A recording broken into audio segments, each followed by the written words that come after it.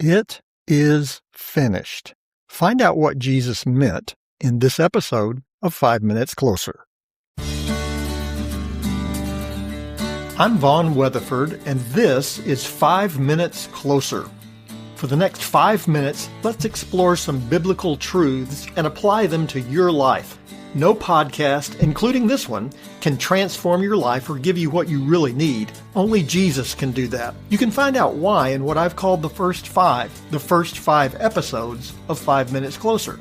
Each following episode explores scriptural truths that, if you follow them, will bring you 5 minutes closer to the person God created you to be. Let's see if we can get you 5 minutes closer.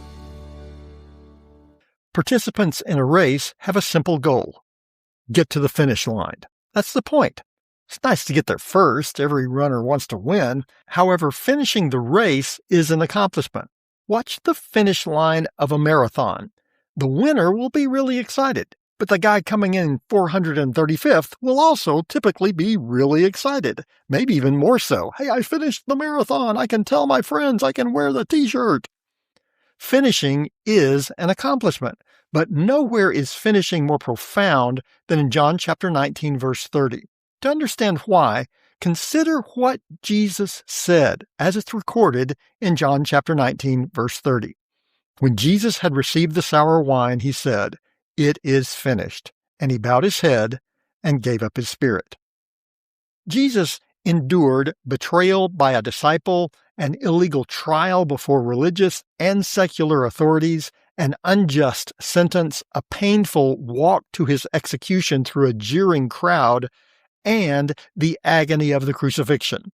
As he neared death, Jesus asked for something to drink. Scholars differ on why, but likely his dry throat made speaking difficult. Jesus wanted everyone to understand what he was about to say.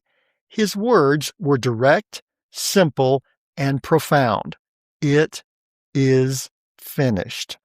But what exactly had Jesus finished? Notice that he didn't die with a cry or a moan, but rather with a shout of triumph. After his pronouncement, the Bible says Jesus bowed his head and gave up his spirit.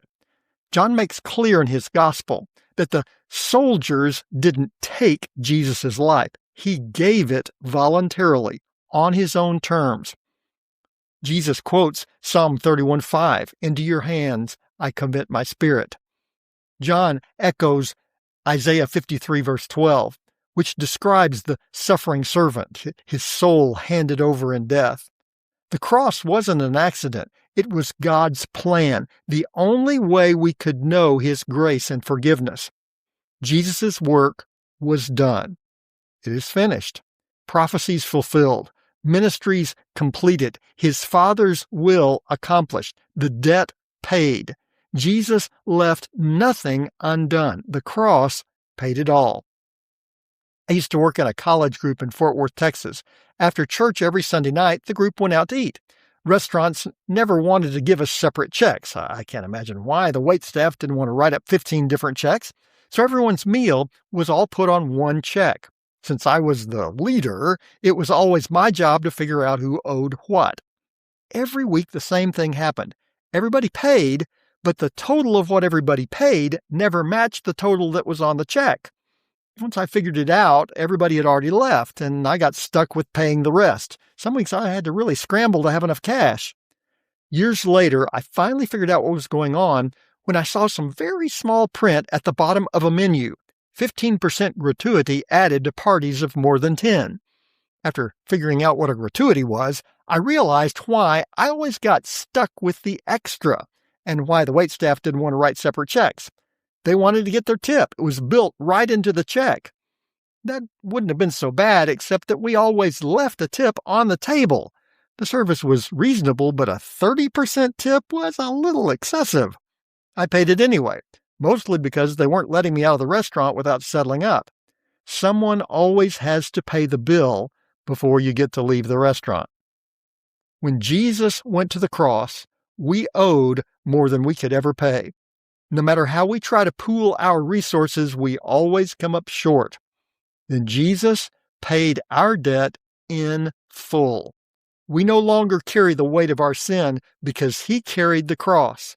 We can walk into heaven because He walked up Calvary. You have hope because it is finished. And now you're 5 minutes closer. My prayer is that these 5 minutes have challenged you, inspired you, and caused you to consider applying God's message for your life from His Word. To find out more, visit our website at 5minutescloser.com. Join me next time to see if we can get you 5 minutes closer.